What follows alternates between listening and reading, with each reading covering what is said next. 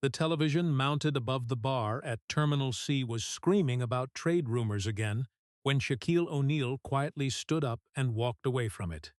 A production assistant chased him halfway through the airport lounge, holding an iPad and 3 revised appearance schedules.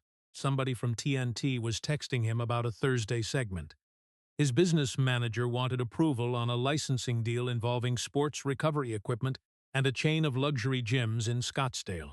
Another reporter was already posting blurry photos online because apparently a 7-foot man ordering turkey chili in public still counted as breaking news in America.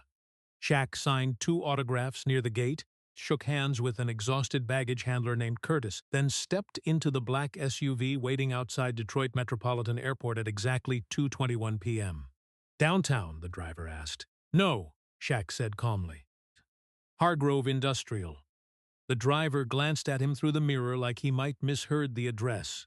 Nobody voluntarily went to Hargrove Industrial unless they worked there, got arrested there, or were trying to hide from child support payments. The November sky hanging over Detroit looked heavy enough to collapse onto the freeway. Rusted smokestacks crowded the horizon beside abandoned shipping depots and old machine plants with broken windows patched by plywood older than some marriages. A cold drizzle smeared against the SUV windows while radio traffic reports complained about flooding near East Vernor. Shaq leaned back quietly and loosened his tie. Tuesday afternoons belonged somewhere else. The diner sat wedged between a shuttered hardware store and a tire shop that hadn't changed its sign since 1998.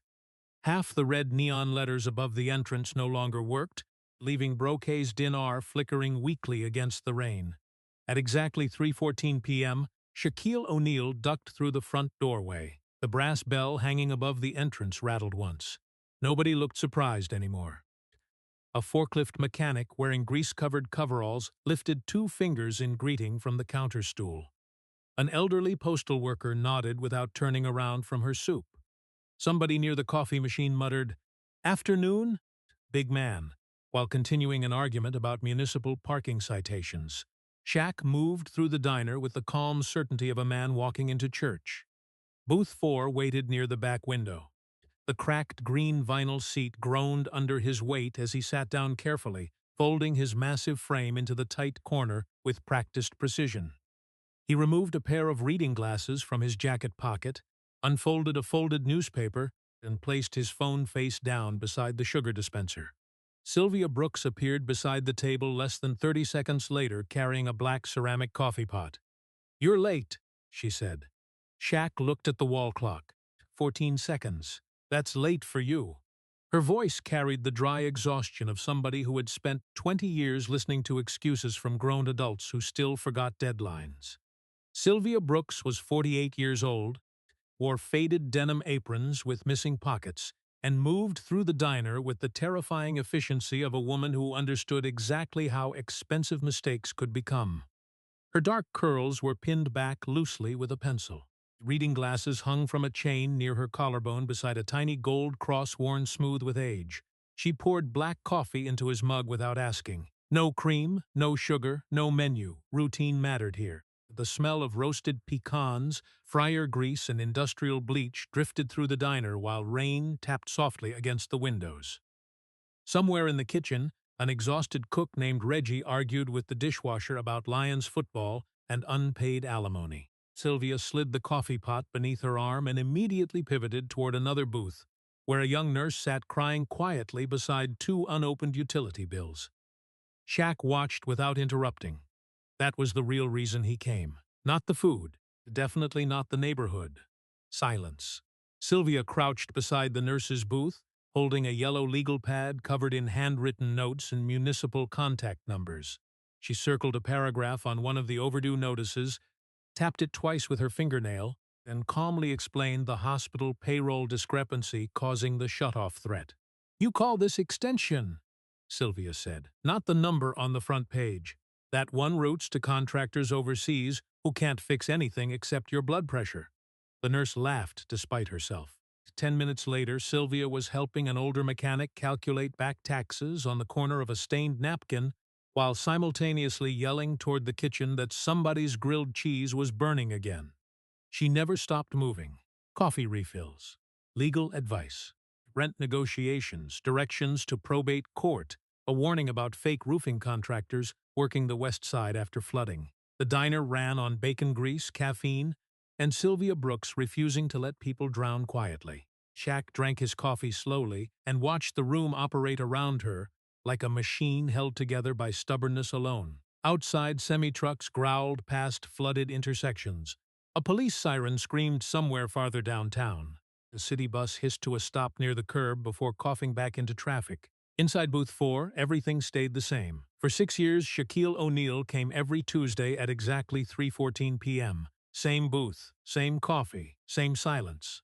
He reached into the inside pocket of his charcoal overcoat and removed a perfectly crisp $2 bill. The fold was sharp enough to cut paper. He aligned it carefully beside the coffee saucer until the edges sat perfectly parallel against the table. Not random. Not charity, recognition. Sylvia eventually returned carrying the check. "You know inflation exists, right?" she asked dryly. Shaq looked up over the rim of his coffee mug. "You still got the first one?" She stared at him for a second, without answering. That told him enough. A faint smirk tugged briefly at the corner of her mouth before disappearing back into work mode. "Reggie burned another sandwich," she muttered. "Countries collapsing." Shaq chuckled quietly. The bell above the entrance rang again as 2 exhausted paramedics stepped inside, shaking rainwater from their jackets. Sylvia immediately grabbed fresh mugs before they even sat down. Nobody in the diner noticed the Hall of Fame basketball player anymore. That was part of the deal. For 90 minutes every Tuesday, Shaquille O'Neal stopped being a brand, a celebrity, a headline, or a 7-foot corporate giant with television contracts worth more than most neighborhoods. He was just another tired person drinking coffee in a struggling Detroit diner, while a woman named Sylvia Brooks quietly held broken lives together with pencils, legal pads, and pure refusal. And every Tuesday before leaving, he placed a folded $2 bill beside the saucer. He never missed one. Have you ever met someone who carried an entire neighborhood on their shoulders while pretending they were just doing their job? Subscribe to the channel and tell me about them below. The brass bell above the diner door rattled again, just as Sylvia slid a handwritten utility appeal across the counter toward the exhausted nurse. "Do not cry in front of those people," Sylvia said calmly, pointing toward the number printed on the bill. "They smell fear like raccoons smell open garbage cans." The nurse laughed hard enough to snort coffee through her nose. Shaquille leaned back slightly inside booth 4 and watched Sylvia move away before the woman could even finish saying thank you. That was always the pattern. Sylvia solved problems at full speed, then disappeared before anybody could turn her into a hero about it. Outside, freezing rain hammered against the windows hard enough to blur the streetlights along Hargrove Avenue.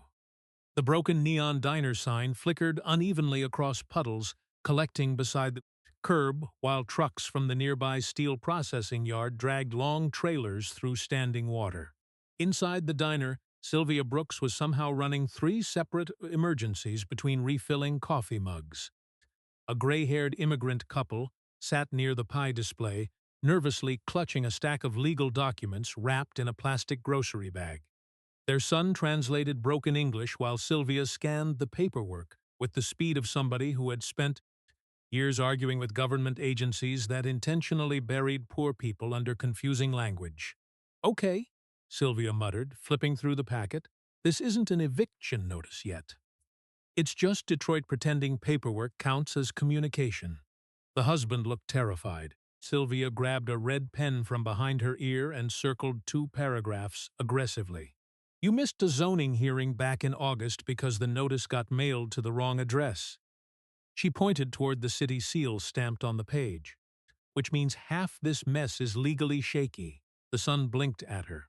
"You can tell that already? Honey, I've been fighting city inspectors since Clinton was president." Shaq lowered his coffee cup slowly. That sentence stayed with him. Over the years, he started noticing things most people missed about Sylvia Brooks. The diner was not actually a diner anymore. The food kept the lights on, but the building itself had quietly transformed into something else entirely. A neighborhood survival station. The mechanics came for tax help. The nurses came for rent advice. Truck drivers asked Sylvia to explain insurance forms their companies conveniently forgot to clarify. Elderly widowers brought unopened court notices because they trusted Sylvia more than attorneys charging $400 an hour to sound confused professionally. Even local cops stopped by for coffee and free sarcasm. One Detroit officer walked in around 4:22 p.m. carrying a parking citation book thick enough to stun a raccoon. Sylvia immediately pointed toward him without even looking up from the register. "You writing fake tickets again, Derek?" The officer scoffed. "City revenue enhancement. That's adorable. Mugging people with paperwork sounds classier when you say it slowly." A mechanic near the counter burst out laughing. The officer pointed at Shaq. "You hear this abuse?" Shaq shrugged calmly. "She's right. Traitor." The entire diner cracked into tired laughter that lasted maybe 6 seconds before life resumed punching everybody in the throat again. Sylvia moved non-stop. Coffee refills, toast orders, court deadlines, housing appeals. At exactly 5:11 p.m., she disappeared briefly into the back office while Reggie yelled from the kitchen about missing pickles and somebody named Donna refusing to pay for onion rings again. Shaq noticed Sylvia had left the office door partially open this time. That almost never happened. From booth 4, he could see a narrow slice of the tiny room behind the kitchen. Filing cabinets leaned crooked against peeling walls covered in decades of water stains. Stacks of zoning maps sat beside old city directories, and thick binders held together with duct tape. And on the far wall hung a massive corkboard. Shaq narrowed his eyes slightly. Dozens of crisp $2 bills were pinned there in perfect rows, every single one folded sharply, every single one preserved carefully. 6 years of Tuesdays. The board looked almost mathematical. One bill for every week she survived. Shaq stared quietly through the steam rising from his coffee. No frames, no decoration, no sentimental nonsense, just evidence. Sylvia emerged from the office carrying a calculator, 3 folders, and a fresh pot of coffee balanced against one hip like a soldier returning to the battlefield. She caught Shaq glancing toward the office doorway. For the first time in years, she looked briefly embarrassed. "Mind your business," she muttered. Shaq raised one eyebrow. "Absolutely." Sylvia deadpanned, thinking gold-plated jet skis too. She walked away before he could answer. But now he understood. The $2 bills were never about money. They were markers. Proof that time had passed and the diner was still standing. Proof she was still standing. Around 6:03 p.m., a young paramedic named Na entered the diner, looking exhausted enough to collapse upright. Her uniform sleeves were stained with dried blood near the cuffs. Sylvia immediately slid a plate of meatloaf across the counter before Lena even ordered. "I can't pay till Friday," Lena warned. Sylvia waved dismissively while pouring coffee. "You revived 2 overdosed idiots behind a Walgreens last week. Congratulations. You've earned carbohydrates." Lena smiled weakly. Shaq watched the interaction carefully. No pity, no charity voice. Sylvia never made struggling people feel observed while helping them. That was the difference. Most rich people treated generosity like a halftime show. Sylvia treated dignity like oxygen. That required skill. A loud, banging noise suddenly rattled the front windows as wind slammed loose construction fencing somewhere across the street. Several customers glanced outside nervously. The industrial sector had been changing lately. New survey markers appeared near abandoned warehouses. Private development consultants had started wandering through nearby blocks, wearing polished shoes that looked ridiculous beside flooded sidewalks and collapsing brick storefronts. People noticed. They just didn't know what it meant yet. Inside the diner, Sylvia grabbed a thick zoning binder from beneath the register and continued highlighting sections while balancing customer orders in her head. Shaq watched her carefully. Most people saw a waitress carrying coffee. He was starting to realize he was looking at the last defensive wall, protecting an entire neighborhood from men with expensive watches and zero emotional attachment to human consequences. And somehow she was holding the line with pencils, coffee mugs, and pure refusal. At exactly 6:47 p.m., Shaq stood up from booth 4 and reached into his coat pocket. He placed another perfectly folded $2 bill beside the saucer. Sylvia glanced down at it briefly while wiping the counter. "You know," she said dryly, "normal rich people just buy boats." Shaq smirked faintly. "Boring." Outside, Rainwater rushed through clogged Detroit gutters while another semi-truck roared past the diner, hard enough to shake the windows. Inside, Sylvia Brooks kept the neighborhood alive, one conversation at a time. The rain finally stopped sometime after midnight, but the neighborhood still smelled like wet concrete, diesel fuel, and old rust when Thursday morning rolled into Hargrove Industrial. Sylvia was already inside the diner by 5:42 a.m. The overhead lights buzzed faintly while she stood behind the counter, balancing invoices beside a chipped ceramic mug filled with cold coffee she forgot to drink 3 hours earlier. A stack of zoning documents sat open near the register alongside handwritten notes, highlighted municipal codes, and 3 unopened property tax reassessments somebody from the block had shoved under the diner door overnight. Reggie stumbled out of the kitchen, scratching his stomach. "You sleep here now?" he asked. Sylvia didn't look up. "Sleep is a luxury product. That healthy attitude gonna kill you." "So will your cholesterol?" Reggie grunted and disappeared back into the kitchen, muttering something deeply offensive about turkey bacon. Outside, the neighborhood slowly woke up around the diner. Delivery trucks rattled over potholes large enough to qualify for fishing permits. A city sanitation worker smoked cigarettes beside a leaking fire hydrant while two exhausted nurses shuffled across the street toward the bus stop wearing wrinkled scrubs from overnight shifts. Then, around 10:16 a.m., the black SUV arrived. Nobody in Hargrove Industrial drove vehicles that polished. The Cadillac Escalade stopped directly outside the diner with the kind of deliberate positioning normally associated with funerals and federal indictments. A man stepped out wearing a charcoal Italian wool overcoat that probably cost more than most monthly mortgages in the neighborhood. Richard Lang paused on the sidewalk and slowly surveyed the block. Not the people, the buildings. His eyes moved clinically from storefront to storefront, like a man measuring livestock before auction. The tire shop, the laundromat, the diner, the abandoned warehouse beside the alley. He studied distances, corner angles, street access, utility lines, square footage, and potential yield. Demolition cost ratios. The man looked approximately 61 years old, pale enough to appear professionally refrigerated, with silver hair combed so precisely it seemed government-regulated.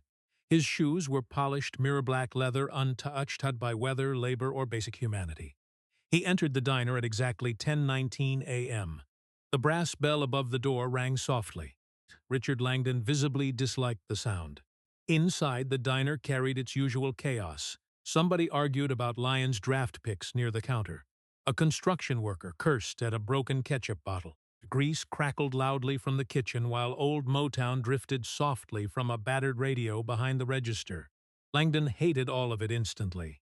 Sylvia looked up from the register. "Seat yourself," she said automatically. Langdon ignored the menu entirely. "I'm looking for the property owner." "That depends," Sylvia replied calmly. "You selling Girl Scout cookies or subpoenas?" A mechanic near booth 2 snorted coffee through his nose. Langdon did not react. "My name is Richard Langdon, Senior Liquidation Director for Vanguard Development Group." The room quieted slightly. Sylvia's expression didn't change, but her eyes sharpened immediately.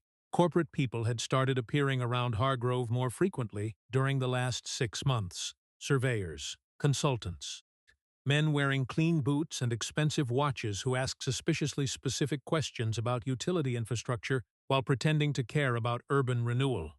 Sylvia slowly set down her pen. "What do you want?" Langdon removed a thick leather folio from beneath his arm and placed it carefully onto the counter. The sound alone felt hostile. He opened the case and its massive bound legal document, nearly 4 inches thick, hundreds of pages, color tabs, municipal seals, environmental reports, eminent domain filings. The stack landed against the counter with the dead weight of something already decided. Several customers stared openly now. Langdon adjusted his cuffs. 3 days ago, he said evenly, the Detroit Transit Expansion Council approved Phase 4 redevelopment of the Hargrove Industrial Corridor. Nobody spoke. Lang slid the paperwork toward Sylvia. "Your property falls directly inside the newly designated acquisition zone." Sylvia glanced down at the document without touching it. "You people really print entire forests just to say leave." Still no reaction. Langdon continued speaking in the same sterile tone somebody might use while explaining printer maintenance instructions. Vanguard Development has been authorized to facilitate compulsory acquisition procedures for all commercial properties between East Palmer and Dryden Avenue. A truck driver near the counter frowned. That's this whole block. Yes, Langdon replied calmly. The truck driver looked around the diner slowly, like somebody realizing smoke inside the house might actually be fire this time. Sylvia finally placed one hand on top of the document. When exactly were property owners notified? Legally? 48 minutes ago. That's generous. Langdon ignored the sarcasm completely. We are prepared to offer you a private settlement acquisition totaling $114,000 in exchange for immediate voluntary surrender of the property. Silence settled heavily across the diner. Even Reggie stopped clanging pans inside the kitchen. Sylvia stared at Langdon for several seconds before speaking. 114,000? Yes. You offering that per parking space? A few customers laughed nervously. Langdon remained expressionless. The valuation reflects current structural conditions, outstanding code violations, projected environmental remediation expenses, and commercial deterioration metrics. Sylvia folded her arms slowly. This building survived 2 recessions, 3 mayors, a flood, and a guy named Curtis accidentally driving a forklift through the bathroom wall in 2017. Curtis lifted his coffee cup sheepishly from booth 3. My bad. Langdon finally smiled. It somehow made him look worse. You have 48 hours to comply voluntarily before formal seizure proceedings begin. He casually straightened his silk tie. Resistance will trigger litigation costs your business cannot sustain. The smile never reached his eyes. That part bothered Sylvia more than the threat itself. The man genuinely did not see people. Only obstacles, more revenue timelines, demolition schedules. He glanced around the diner again, visibly calculating future demolition clearance paths while customers sat 5 feet away, eating meatloaf and trying not to panic. You planning condos? Sylvia asked quietly. Commercial transit hub. Translation? Retail infrastructure connected to commuter expansion. So condos with worse parking. One of the nurses laughed despite herself. Langdon ignored her too. He slid a gold-plated pen across the counter beside the document. If signed today, Vanguard can expedite relocation assistance. Sylvia looked down at the pen like it might carry disease. Then she slowly pushed it back across the counter using one finger.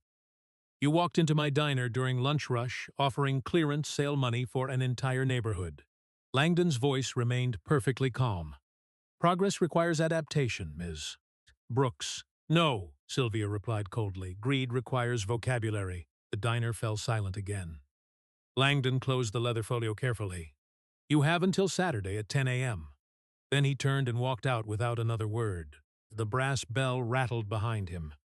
Outside, the black Escalade disappeared slowly through the wet industrial streets, while customers remained frozen in stunned silence. Sylvia stood motionless behind the register, staring at the massive legal dossier still sitting on the counter. For the first time in years, she looked tired in a way coffee couldn't fix. And somewhere across Detroit, Shaquille O'Neal's phone quietly vibrated with a forwarded corporate zoning alert carrying Vanguard Development's name across the top. The sound hit the neighborhood before sunrise. Deep metallic grinding, hydraulic hissing. The kind of industrial noise that made people look out windows instinctively because human brains still recognize danger faster than lawyers did. At exactly 6:07 a.m. Friday morning, Sylvia Brooks unlocked the diner's front door and found 3 Vanguard demolition excavators parked directly across Hargrove Avenue. Their engines idled heavily in the freezing dark, like enormous animals breathing smoke into the street. Yellow hazard lights flashed against the diner windows. Diesel fumes rolled through the block thick enough to taste. Sylvia stopped walking. 2 private security SUVs sat behind the machinery with headlights pointed toward the diner entrance. Men wearing black tactical jackets stood near the perimeter sipping coffee from paper cups while pretending they weren't there to intimidate anybody. One of them was carrying zip-tie restraints visibly clipped beside his flashlight. That part made Sylvia's stomach tighten immediately. She stepped inside the diner without saying anything and locked the door behind her. The familiar smell of old coffee grounds and industrial cleaner normally calmed her nerves. Today it just smelled tired. Reggie shuffled out of the kitchen around 6:18 a.m. wearing sweatpants and an expression suggesting somebody had personally insulted his ancestors. "What the hell is this?" he muttered, staring through the front windows. Sylvia tossed her keys onto the counter. Corporate theater. A loud reverse alarm suddenly screamed outside as one of the excavators repositioned near the curb. The vibration rattled ceramic coffee mugs hanging beside the kitchen pass-through. Reggie stared at the machines. They can't actually start demolition before legal seizure. Sylvia grabbed the coffee pot harder than necessary. They're not trying to demolish today. Then why park those things here? She looked back toward the street, to make sure nobody forgets they can. The breakfast crowd never really arrived that morning. Usually by 7 o'clock, the diner filled with mechanics, sanitation workers, nurses finishing overnight shifts, and truck drivers arguing about fuel prices loud enough to qualify as domestic disturbances. Today the booth stayed mostly empty. People slowed down outside the diner windows, saw the excavators and security contractors, then kept walking. Nobody wanted trouble, especially not with men carrying radios and corporate badges. At 7:42 a.m., an elderly postal worker named Franklin cautiously opened the diner door halfway before stopping. "You open?" he asked quietly. Sylvia forced a smile. "Last time I checked." Franklin glanced nervously toward the security vehicles. "You got federal marshals coming?" "No," Sylvia replied dryly. "Just rich people pretending construction equipment counts as personality." Franklin chuckled weakly but still chose the counterstool furthest from the windows. Even regular customers were acting like the building might explode. By mid-morning, the entire block felt poisoned. A utility contractor across the street abruptly stopped unloading supplies after one of Vanguard's security men approached him for documentation review. A delivery driver refused to park near the diner altogether. Two nurses walking toward breakfast visibly turned around after seeing the heavy machinery. The intimidation campaign was working perfectly, and everybody knew it. At exactly 10:13 a.m., Sylvia finally opened the massive eminent domain binder Langdon left behind. The document covered nearly half the counter. 412 pages, environmental acquisition reports, transit corridor proposals, commercial redevelopment maps, projected demolition schedules, projected retail revenue, projected commuter spending, projected neighborhood displacement ratios disguised beneath softer corporate language like population transition efficiency. Sylvia read 3 pages before muttering, "Jesus Christ," under her breath. Reggie glanced over from the grill. "That bad?"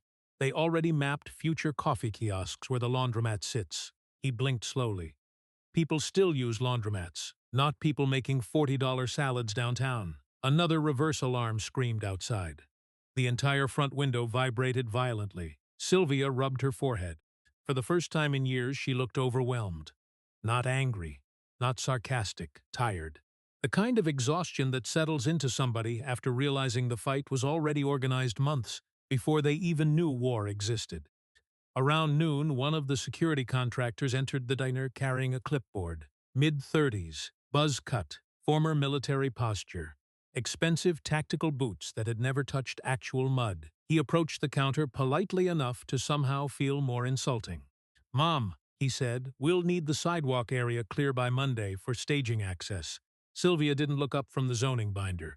"Then Monday sounds disappointing for you." The contractor kept smiling. "We're simply preparing for scheduled redevelopment operations. You people rehearse these lines in mirrors?"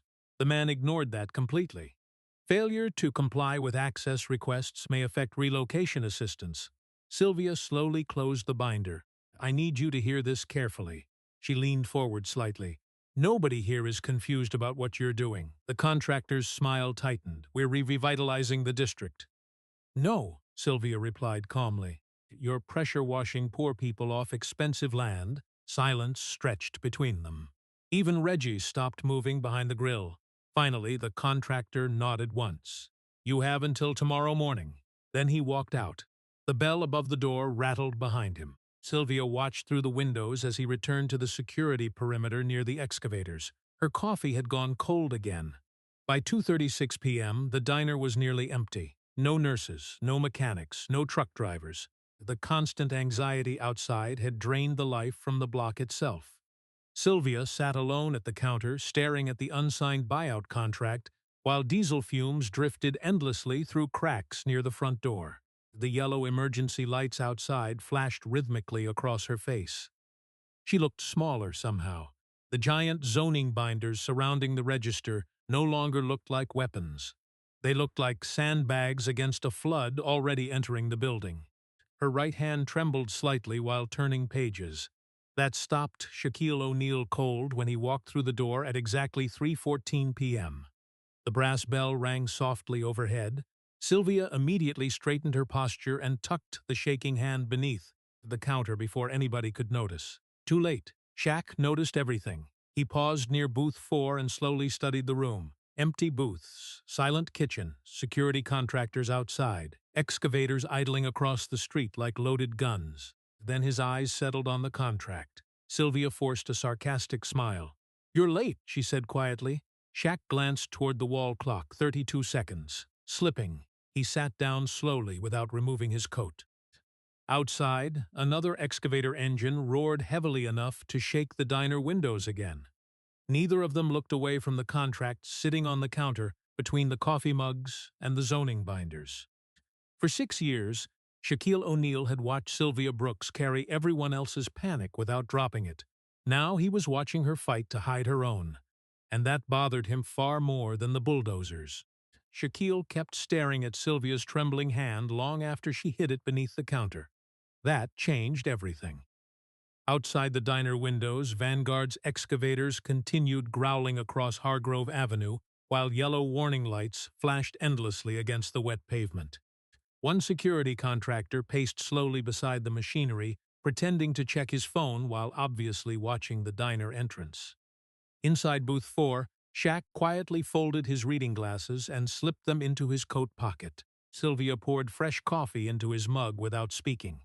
Neither of them mentioned the contract. That was the strange part. Most people under pressure started explaining things, complaining, bargaining. Sylvia Brooks simply kept working while her entire life sat inside, a 400-page legal execution document 10 feet away. A paramedic entered briefly around 3:31 p.m., saw the security vehicles outside, then quietly turned around and left before ordering food. Sylvia chit-chat happened. She pretended not to care. Shaq noticed that too. At exactly 3:44 p.m., he stood up from booth 4 and placed another perfectly folded $2 bill beside the saucer. Sylvia glanced down at it. "You know inflation's getting disrespectful at this point. That's why I stay loyal to tradition. Tradition doesn't pay attorneys." Shaq looked toward the excavators outside. "No," said calmly, "but timing does." Sylvia frowned slightly at that. Before she could ask what he meant, Shaq turned and walked toward the door. The brass bell rattled softly overhead as cold diesel-scented air rushed briefly into the diner. One of Vanguard's security contractors immediately straightened outside when Shaq emerged onto the sidewalk. The man recognized him instantly. Everybody recognized Shaquille O'Neal. That was useful sometimes. The contractor lowered his eyes and stepped aside automatically. Power recognized larger power. Inside the black SUV parked down the street, Shaq closed the door quietly and pulled out his phone. One contact. Marcus Vance. The call connected after 2 rings. "You watching the Pistons lose again?" Marcus asked. "I need Vanguard development dissected. Silence, not confusion. Calculation." Marcus Vance had spent 22 years operating inside corporate finance like a man professionally allergic to morality. He was 55 years old, billed clients in 6-minute increments, and once bankrupted a casino group before finishing dessert at a steakhouse in Manhattan. "What did they do?" Marcus asked calmly. Shaq looked back toward the diner through rain-streaked windows. "They picked the wrong neighborhood." That was enough explanation. Marcus immediately shifted into work mode. "Give me 30 minutes. You have 14 hours." The line disconnected. By 4:26 p.m., Shaq stood inside his downtown Detroit office overlooking the river while city lights slowly emerged beneath gathering evening fog. Floor-to-ceiling windows wrapped around the private conference suite, where 3 televisions silently displayed financial news nobody in the room cared about anymore. Marcus Vance entered carrying 2 laptops, a legal pad, and the expression of a man about to perform surgery on somebody who deserved it. "What do we know?" Shaq asked. Marcus tossed a folder onto the conference table. Vanguard development expanded too aggressively during the last 18 months. He opened one laptop: transit projects, commercial redevelopment, municipal leverage deals, meaning they're drowning elegantly. Marcus rotated the screen. Complex financial structures filled the display. Debt ladders, subsidiary holdings, offshore leverage positions, bridge financing agreements layered like unstable scaffolding around Vanguard's transit expansion projects. Shaq studied the numbers quietly. "How vulnerable?" Marcus smirked faintly. They financed the Detroit corridor acquisition using mezzanine debt tied to projected bond expansion approvals that haven't finalized yet. English. They built a billion-dollar empire using optimistic paperwork and cocaine confidence. That earned a short laugh from Shaq. Marcus continued typing rapidly. Their senior lenders are protected. But the mezzanine layer? He pointed toward another set of figures. That's unsecured pressure debt sitting inside a distressed European portfolio. Nobody's monitoring carefully tonight. Shaq loosened his cufflinks slowly. How much controls the corridor acquisition? Marcus paused. 14,270,000. Acquire it. Marcus looked up once. No negotiation, no meetings, no warning. Shaq stared out across downtown Detroit where snow flurries had begun drifting between skyscrapers. They parked bulldozers outside her diner before the deadline expired. Marcus nodded once. Understood. The room transformed immediately. Phones activated, encrypted conference calls, financial analysts in Singapore, debt brokers in Zurich. Holding company registrations filed through Delaware shells connected to Cayman intermediaries and Luxembourg acquisition structures so aggressively layered they resembled organized tax fraud designed by mathematicians with insomnia. By 7:13 p.m., Vanguard executives were still celebrating inside a private event suite at the Detroit Athletic Club, completely unaware their financial organs were being removed internationally one transaction at a time. Marcus moved through the process with horrifying calm.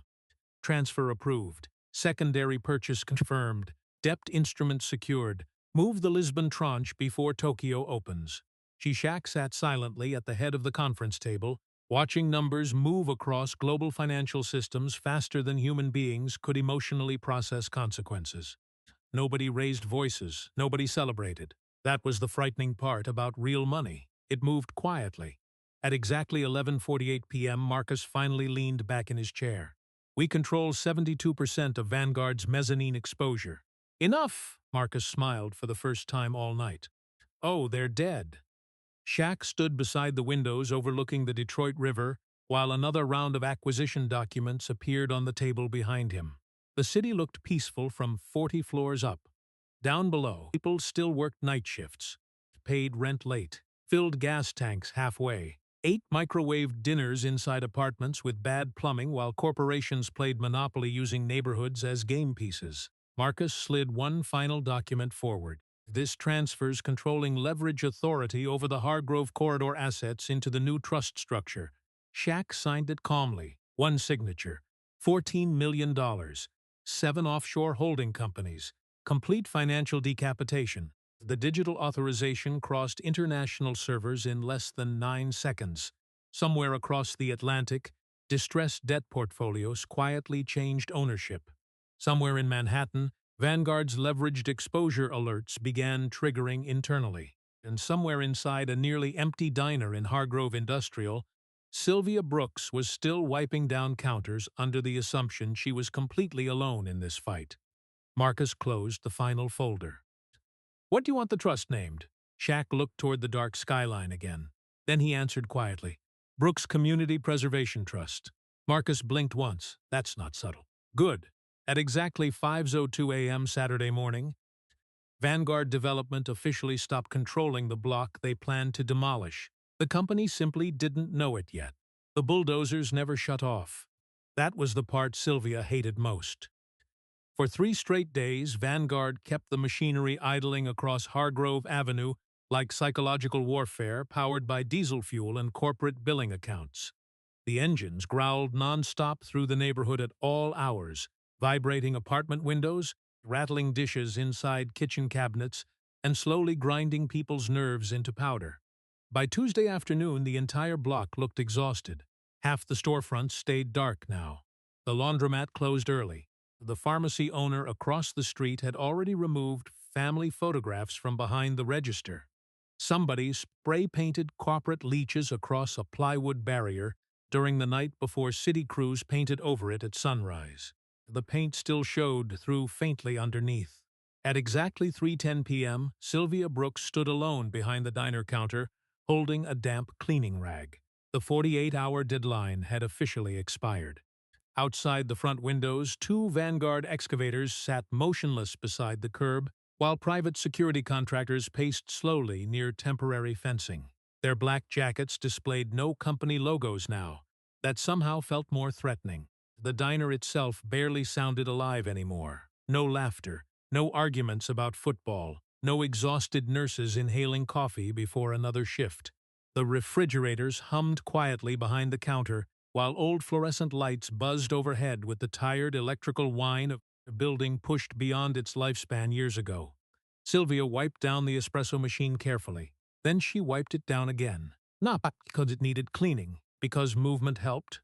The giant eminent domain binder still sat near the register exactly where Langdon left it 4 days earlier. Beside it rested the unsigned surrender agreement clipped neatly beneath Vanguard letterhead. One signature, one neighborhood erased. Reggie emerged from the kitchen carrying a trash bag.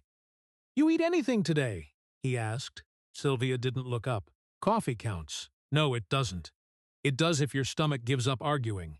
Reggie tied the trash bag harder than necessary and glanced toward the windows. Two security contractors were standing near the sidewalk, staring openly into the diner now. "Those guys Ben watch noon," he muttered. "They're bored. They're trying to scare people." Sylvia finally looked outside. Then congratulations to them. Business school finally produced useful employees.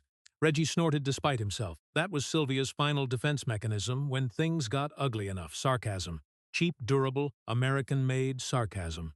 A loud hydraulic hiss suddenly exploded outside as one excavator adjusted position near the curb. The vibration shook coffee cups hanging beside the kitchen doorway hard enough to clatter against each other. Sylvia's hand trembled briefly. Just once. But Reggie saw it. His expression changed immediately. "You okay?" "Fantastic," she said flatly. "Living every little girl's dream. Nothing says success like getting professionally hunted by urban planners." Reggie leaned against the counter quietly. "You could take the buyout." That finally made her stop moving. Sylvia stared at the rag in her hand for several seconds before answering. $114,000 doesn't even buy a parking lot downtown anymore. "You could relocate. And everybody else?"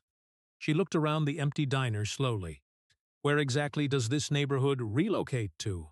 Reggie had no answer for that. Nobody did. That was how these projects always worked.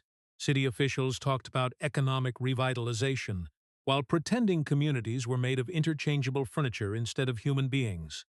With routines, debts, bus routes, doctors, schools, churches, and grocery stores already barely holding together. The people making those decisions never lost sleep over relocation maps. They already lived somewhere else.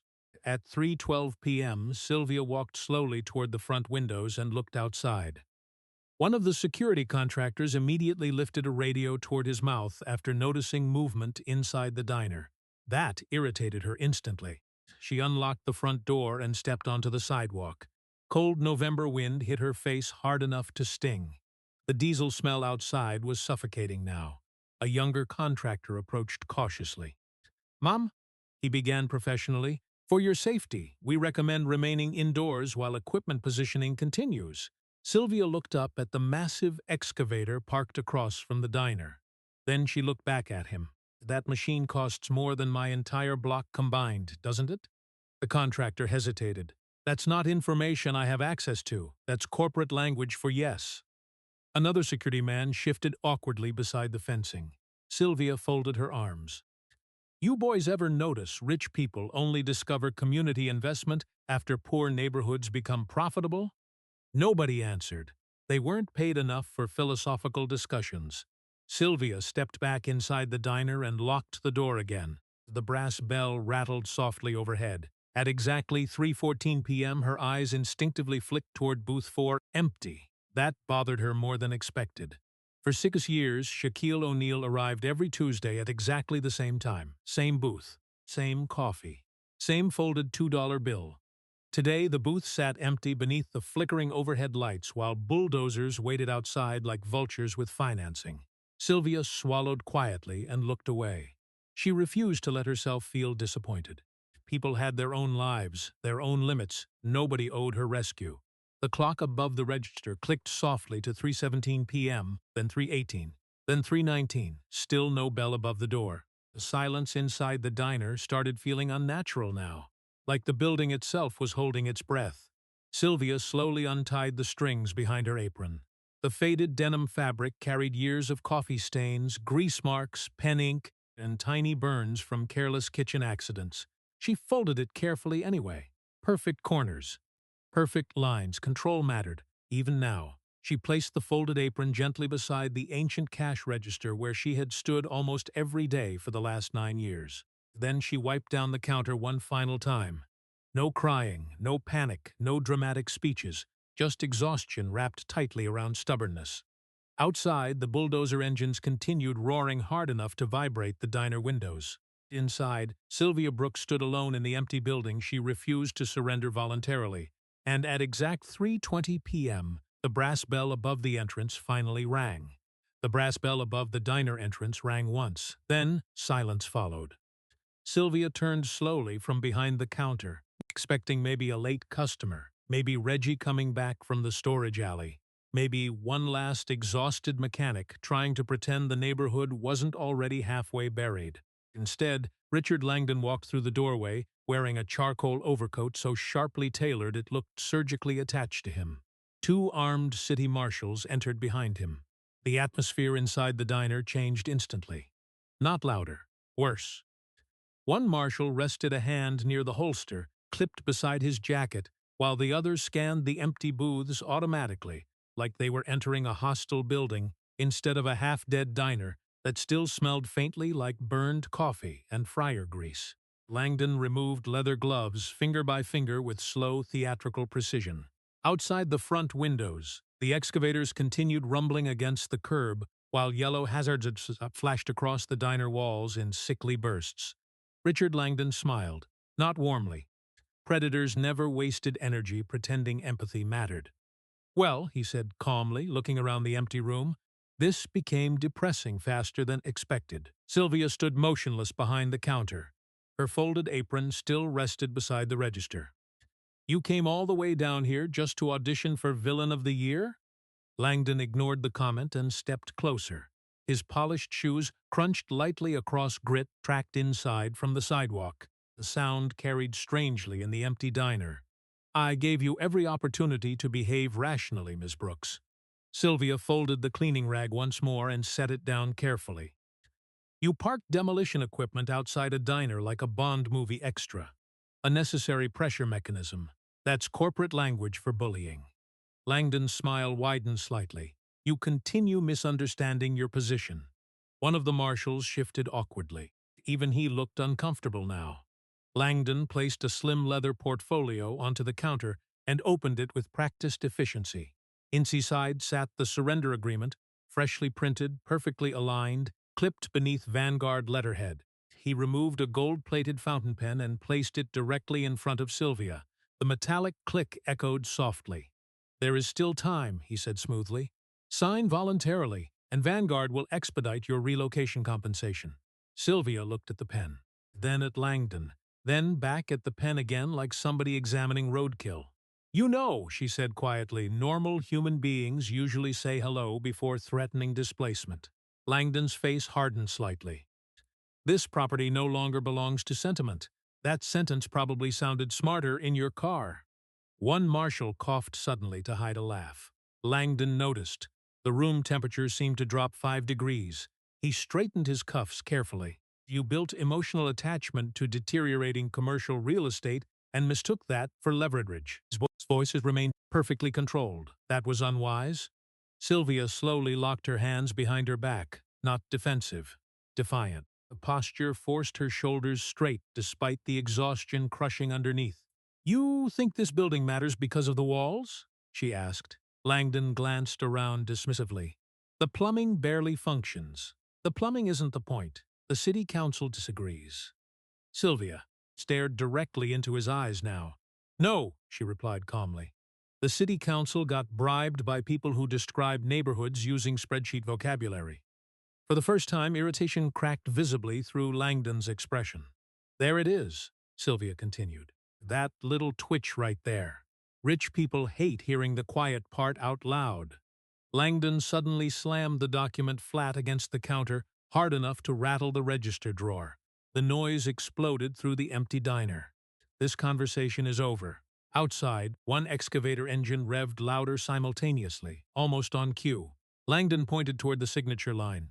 "You lost." Sylvia didn't move. "You played a stupid game defending obsolete property inside a collapsing district," he continued coldly. "And now you are watching the consequences arrive in real time." Still, she refused to touch the pen.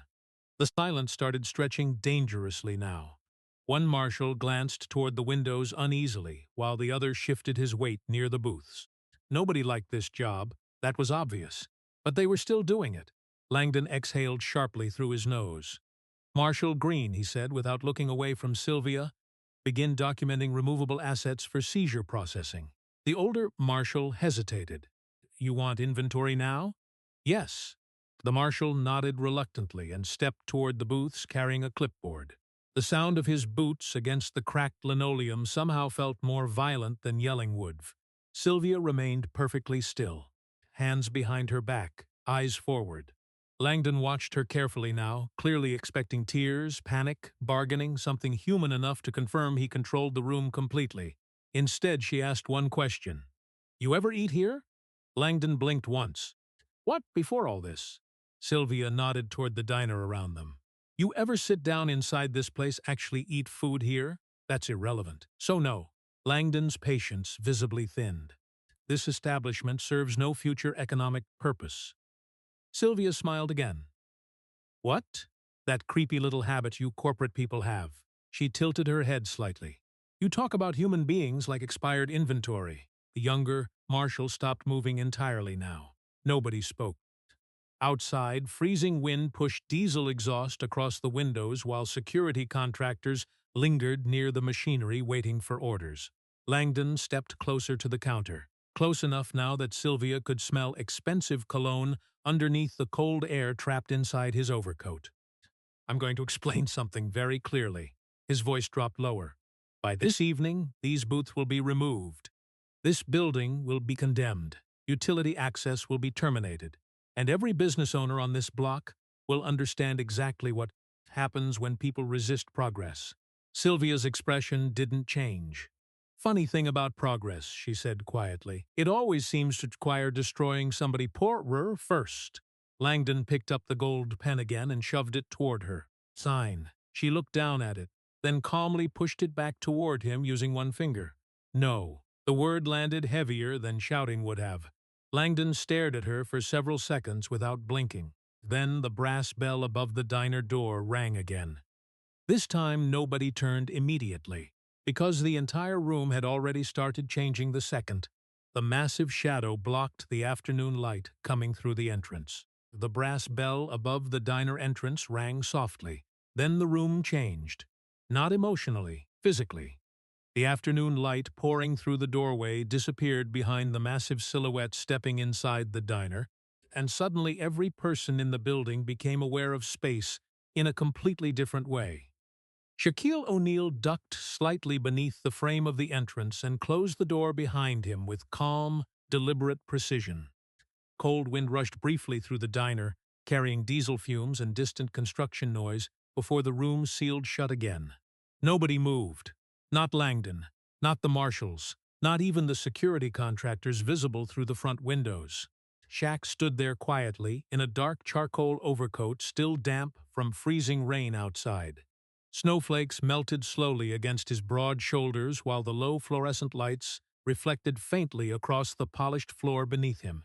His expression revealed absolutely nothing. That was the frightening part. No anger, no dramatic entrance, no shouting, just presence. One of the marshals instinctively took half a step backward without realizing he'd done it. The younger one lowered his hand away from his holster almost immediately. Power recognized larger power again. Langdon recovered first. "Mr. O'Neal," he said smoothly, forcing corporate composure back into his voice. "This is currently an active municipal repossession proceeding." Shaq ignored him completely. He walked past the marshals without acknowledgement, past the counter, past the unsigned surrender papers, straight toward booth 4. Every heavy footstep landed softly against the cracked linoleum floor, but somehow the sound carried through the diner anyway. Sylvia watched him cross the room with the strange, detached feeling of somebody watching weather move toward shore. Shaq reached booth 4 and stopped. The coffee mug from earlier still sat there untouched beneath the flickering overhead light. For a second he simply looked at it. 6 years, same booth, same Tuesday, same ritual. Outside the windows, one of Vanguard's excavator engines revved loudly enough to vibrate the glass. Shaq slowly turned around. The room tightened instantly. Langdon folded his hands carefully in front of him again, visibly irritated by losing control of the atmosphere inside his own intimidation performance. "I understand you may know Ms. Brooks socially," Langdon began, "but this matter has already advanced beyond emotional interference." Still Shaq said nothing. He walked toward the counter slowly now, not rushed, not aggressive, certain. The two marshals automatically stepped sideways to clear space without being asked. Sylvia remained behind the register with her hands still locked behind her back. Her folded apron sat beside the cash register exactly where she left it. She looked at Shaq carefully. He looked calm enough to make her nervous. That usually meant something expensive was happening somewhere. Langdon reached for the gold fountain pen again. "Mr. O'Neal," he said firmly this time, "I need to ask you not to obstruct lawful seizure operations." Shaq stopped directly in front of the counter. Then, without speaking, he placed a thick sealed manila envelope directly on top of Langdon's surrender documents. The sound hit harder than it should have. Heavy, dense, official. Langdon's eyes dropped immediately toward the envelope. So did the marshal's. The packet was thick enough to bend slightly under its own weight. Legal seals stamped the corners beneath layers of notarized tabs and financial certifications. The entire thing looked less like paperwork and more like a controlled detonation waiting for somebody stupid enough to open it. Silence swallowed the diner. Even the excavator noise outside suddenly felt farther away. Langdon frowned slightly. "What exactly is this?" Shaq finally spoke. "Tuesday, that was it. One word." Sylvia stared at him. Langdon blinked once, visibly confused. "I'm sorry." Shaq glanced briefly toward booth 4. "I never miss Tuesday." The older marshal quietly cleared his throat and took another small step away from the counter. Something about the room felt wrong now. Not dangerous. Worse, certain. Langdon's irritation hardened. "If this is some publicity stunt," Shaq looked at him for the first time. The sentence died instantly. People spent years misunderstanding why Shaquille O'Neal intimidated other men. It was never just size. Plenty of athletes were large. It was certainty. The absolute calm of somebody who already knew how the next 10 minutes ended. Langdon unconsciously loosened his jaw. Shaq reached into the inside pocket of his overcoat and removed something folded sharply into a triangle. A crisp $2 bill. He placed it gently on top of the sealed envelope, exactly centered, exactly aligned. Sylvia's eyes dropped toward it immediately. Something shifted across her expression for half a second before disappearing again. Recognition, routine, respect. Langdon stared between the envelope and the $2 bill like his brain was struggling to process why either one mattered. "You're interfering with active redevelopment proceedings," he said more aggressively now. Shaq remained completely still. Outside, one of the security contractors approached the diner windows cautiously before stopping after making eye contact with the basketball legend standing inside. The contractor immediately stepped back again. Nobody wanted to guess wrong about this situation anymore. The younger marshal glanced toward Langdon quietly. "Sir," he muttered carefully. Langdon ignored him. "This property belongs to Vanguard Development effective immediately." Shaq looked down at the surrender papers buried underneath the envelope. Then he looked back at Langdon. "No," he said calmly. It doesn't. Langdon laughed once. Short. Forced. That's legally inaccurate. Shaq slid the envelope forward 2 inches across the counter. Open it. Nobody moved. The fluorescent lights buzzed softly overhead while diesel engines continued rumbling outside beneath the growing snowfall, drifting across Hargrove Avenue. Sylvia stared at the envelope. The marshals stared at the envelope. Langdon stared at it longest, and for the first time since entering the diner, Richard Langdon no longer looked superior. He looked uncertain, which was much worse. Richard Langdon stared at the manila envelope like it might explode. The fluorescent lights above the diner buzzed softly, while snow drifted sideways outside the windows through diesel exhaust and flashing construction lights. Nobody inside the room moved anymore. Even the marshals had stopped, pretending this was still a routine seizure. Langdon cleared his throat. Then again. "You're creating unnecessary complications," he said finally, though the confidence underneath the sentence had already started leaking badly. "Vanguard Development possesses full legal authority over this acquisition corridor."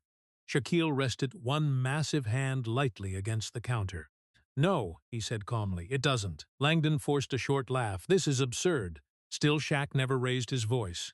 That somehow made every word land harder. "At exactly 1 p.m. today," Shaq said evenly, "Vanguard Development defaulted on its mezzanine debt obligations tied to the Detroit Transit Expansion Corridor." The older marshal frowned immediately. Langdon's expression froze. Shaq continued. "The debt package was acquired 72 hours ago through 7 holding companies operating under Brooks Community Preservation Trust." Silence hit the diner so completely the hum from the soda refrigerator suddenly sounded different. Langdon blinked twice. "No," he said, automatically. Shaq nodded once toward the envelope. "Yes." Langdon grabbed the edge of the counter harder. "That's impossible. Vanguard's debt structure is privately insulated." "It was," Shaq corrected calmly. The younger marshal looked between them slowly now, like somebody realizing halfway through a traffic stop that one driver might secretly own the dealership. Shaq slid the envelope another inch forward. "The acquisition finalized at 1 p.m.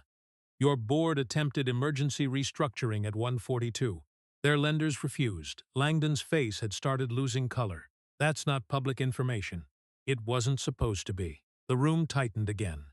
Outside, one of the excavators powered down unexpectedly with a loud mechanical cough. The sudden absence of engine noise made the diner feel strangely naked. Shaq looked directly at Langdon now. "At 2:51 p.m., Vanguard's board of directors resolved under emergency creditor intervention." Langdon swallowed. "No. At 2:56 p.m., operational authority transferred to the trust." "That's at 3:06 p.m." Shaq interrupted softly. "Your corporate access credentials were terminated." The younger marshal slowly lowered his clipboard. Langdon stared at Shaq without blinking. The math was finally catching him. Shaq glanced briefly toward the expensive watch on Langdon's wrist. That was 14 minutes ago. Nobody breathed. Sylvia remained motionless behind the counter, but her eyes narrowed slightly now. Not confusion, processing. Langdon suddenly snatched his phone from inside his coat pocket. His fingers moved fast now. Too fast. He opened email, nothing loaded, tried again. Still nothing. A tiny pulse started jumping visibly beneath his jawline. "No," he muttered again. He dialed somebody immediately. Straight to voicemail. Another call. Disconnected another. Nothing. The corporate calm finally cracked. "This is temporary," he snapped suddenly, more to himself than anyone else. "There are procedural protections against unauthorized creditor seizure." "Not when your debt exposure was leveraged against unrealized municipal expansion bonds," Shaq replied. Langdon looked up sharply. Shaq kept going. "You expanded too fast." The sentence landed like a hammer. Marcus Vance had been right. Vanguard built its empire using optimistic projections and aggressive leverage wrapped inside enough paperwork to make weak executives feel immortal. It worked beautifully right up until somebody richer, calmer, and significantly more patient decided to pull one thread loose. Now the entire structure was collapsing internally in real time. Langdon stared toward the marshals suddenly. "This seizure remains legally active until formal transfer review." "No," Shaq interrupted again. "It doesn't." Then he pointed calmly toward the envelope. "The new deed's inside. Nobody moved." Shaq's voice remained steady enough to sound almost conversational now. The commercial corridor no longer belongs to Vanguard Development. It belongs to Brooks Community Preservation Trust. Sylvia's breathing changed slightly, just slightly. Langdon looked physically ill. That trust doesn't exist. It was registered Thursday morning. You can't just create ownership structures overnight. You absolutely can if your attorneys bill enough per hour. One of the marshals accidentally laughed before catching himself immediately. Langdon turned toward him furiously. This is still private property under Vanguard authority. The older marshal finally spoke. Sir, he hesitated carefully. If the deed transferred for execution authority finalized. Langdon spun toward him. Don't. But it was too late. Everybody in the room understood now. The marshals were standing inside a building Vanguard no longer owned while attempting to enforce seizure orders authorized by executives who technically no longer existed as executives. Corporate death moved faster than public paperwork. That was the terrifying part. Langdon looked back at Shaq desperately now. You orchestrated this? Shaq shrugged once. You parked bulldozers outside a diner. That property was condemned. No, Shaq replied calmly. It was occupied. The distinction hit harder than yelling ever could have. Outside, another excavator shut down, then another. One by one, the heavy diesel engines died across Hargrove Avenue until the entire block fell into the first real silence it had heard in days. Even the security contractors outside looked confused now. Phones started appearing. Calls started happening. Orders changing midstream. Langdon stared through the windows toward the stalled machinery while his entire professional reality collapsed around him by the second. Then Shaq delivered the final sentence. You're currently standing inside a building you no longer control, he said quietly. Working for a company that no longer exists. Nobody spoke after that, because there was nothing left to say. Langdon looked down at the gold pen still sitting on the counter beside the unsigned surrender agreement. The same pen he used 5 minutes earlier while trying to erase an entire neighborhood with paperwork. Now it looked ridiculous, cheap even. His phone vibrated suddenly. Incoming message. He opened it. Read 3 lines. And whatever remained of Richard Langdon's confidence finally disappeared completely. Termination notice. Immediate effective separation. Corporate access revoked. Do not contact media. The younger marshal quietly stepped backward toward the entrance. The older one removed his glasses slowly and rubbed his forehead like somebody developing a stress headache in real time. Behind the counter, Sylvia Brooks stared at the sealed envelope resting beneath the perfectly folded $2 bill. For the first time all afternoon, her hands stopped shaking, and Richard Langdon finally understood the worst part of losing. It wasn't the money. It was realizing somebody smarter had been quietly building your funeral while you were still talking. Nobody inside the diner moved for several long seconds after Langdon read the termination notice. The fluorescent lights buzzed softly overhead while snow drifted against the windows outside. Across Hargrove Avenue, the excavators sat dark and motionless now, their diesel engines finally silent for the first time in nearly 4 days. The sudden quiet felt unnatural, like the neighborhood itself didn't trust it yet. Richard Langdon slowly lowered his phone. His face looked older now, not physically, financially. The older marshal cleared his throat awkwardly and adjusted the paperwork clipped beneath his arm. Sir, he said carefully toward Langdon, without active property authority, we can't execute municipal removal orders. Langdon didn't answer. The younger marshal stepped toward the exit first. Honestly, he looked relieved. Nobody joined city enforcement dreaming about becoming supporting cast members in corporate land theft documentaries. He quietly holstered his clipboard, nodded once toward Sylvia, then moved for the door without another word. The older marshal lingered another moment. He looked around the didance slowly. The cracked vinyl booths, the faded coffee-stained counter, the old rotary wall phone beside the kitchen.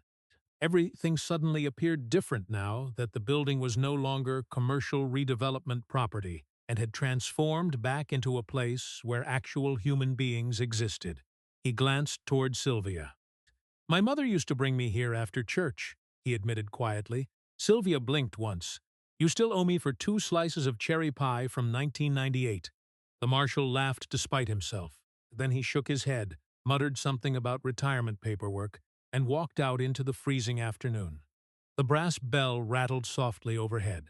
Langdon remained standing alone near the counter. No board, no authority, no company.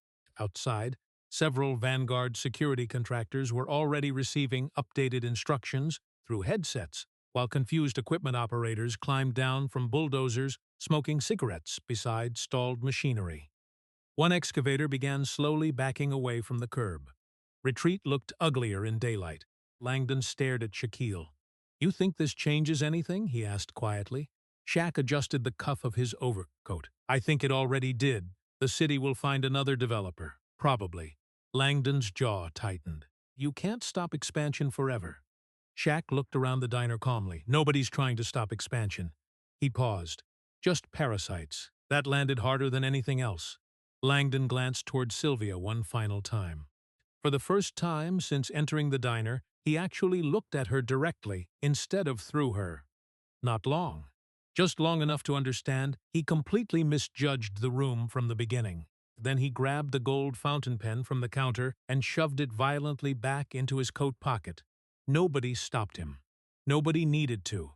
He walked toward the exit stiffly while the snow outside thickened against the gray Detroit sky. The brass bell above the door rang one last time as Richard Langdon disappeared into the cold beside the retreating construction convoy. The diner finally fell quiet, real quiet. No engines, no radios, no threats. Just the soft hum of refrigeration units and melting snow tapping against the windows. Sylvia looked down at the sealed manila envelope, still resting on the counter beneath the folded $2 bill. Then she looked at Shaq. For a second, neither of them spoke. Finally, Sylvia crossed her arms. "You bankrupt an entire corporation every Tuesday, or was today special?" Shaq shrugged lightly. "I had some free time." "That's deeply concerning." A faint smile pulled briefly at the corner of his mouth. Then it disappeared again, because this was never about being thanked. That mattered. Most wealthy people helped others loudly. Cameras, press releases, giant checks held sideways for photographs nobody actually wanted. They turned generosity into performance because silence made them uncomfortable. Shaquille O'Neal understood something different. Real respect protected dignity first. He reached toward the counter, adjusted the folded $2 bill until its edges aligned perfectly with the envelope beneath it, then nodded once toward Sylvia. That was all. No speech, no dramatic lesson, no emotional monologue about community. Just acknowledgement. Then he turned and walked toward the exit. Sylvia frowned slightly. "That's it?" Shaq paused near the doorway. "You got coffee tomorrow?" "Depends. Civilization's still collapsing a little. I'll be here Tuesday." Then he ducked beneath the entrance frame and stepped outside into the snow.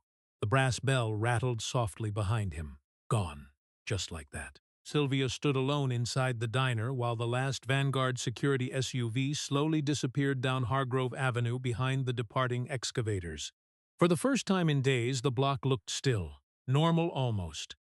Reggie finally emerged cautiously from the kitchen holding a spatula like a weapon nobody respected. "Are we dead?" he asked. Sylvia stared at the envelope. "Apparently not." "You gonna open that thing?" She didn't answer immediately. Instead, she walked slowly behind the counter and sat down on the old stool beside the register. Her hands rested near the envelope for several quiet seconds before finally breaking the heavy wax seal pressed against the flap. The paper inside smelled fresh, expensive, official. Sylvia carefully pulled out the first document. Then another, then another. Trust charters, municipal protections, endowment certifications, pages of legal language establishing permanent community preservation protections across the entire Hargrove corridor. $14 million, operational funding, housing defense reserves, independent legal representation, commercial ownership shields preventing future predatory acquisition attempts. Sylvia stopped breathing for a second. At the very top of the stack sat one final page naming her irrevocable acting director of Brooks Community Preservation Trust. She stared at her own name for several long moments. Then her eyes shifted upward. Clipped carefully to the title page sat a single crisp $2 bill folded sharply into a perfect triangle. Same fold, same precision, same Tuesday. Sylvia leaned back slowly against the counter stool while tears threatened briefly behind her eyes before she crushed them back down immediately out of pure habit. Reggie looked over her shoulder. Holy hell. Outside the windows, the neighborhood slowly came back to life. A bus rolled past. The laundromat lights clicked on again. Somewhere down the block, somebody started laughing. Sylvia looked down at the trust documents one final time. Then she carefully refolded the $2 bill and clipped it back exactly where it belonged. After that, she stood up, tied her apron back around her waist, grabbed the coffee pot and went back to work.